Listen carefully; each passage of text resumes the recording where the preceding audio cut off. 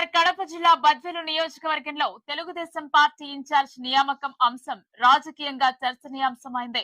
Party సమావేశంలో కార్యకర్తల నినాదాలతో సభలో ఉద్రిక్తత పరిస్థితులు నెలకొనగా ఇన్ఛార్జ్ మంత్రి సబిత కీలక వ్యాఖ్యలు చేశారు. పూర్తి వివరాలు ఈ కథనంలో.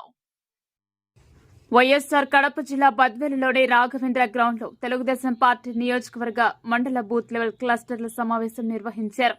ఈ సమావేశానికి ఇన్ఛార్జ్ మంత్రి సబిత హాజరయ్యారు. అయితే నియోజకవర్గ ఇన్ఛార్జ్ నియామకం అంశంపై రితేష్ రెడ్డి వర్గీయులు పెద్ద ఎత్తున నినాదాలు చేయడంతో సభ ప్రాంగణం మారుమోగింది.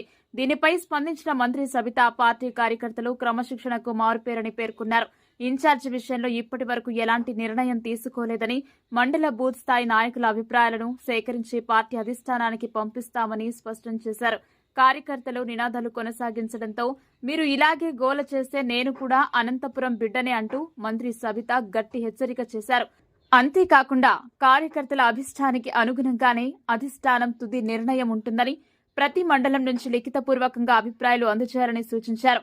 అనంతరం మండలాల వారీగా నాయకులతో మంత్రి సబిత ప్రత్యేక సమావేశాలు నిర్వహించి వారి అభిప్రాయాలను తెలుసుకున్నారు.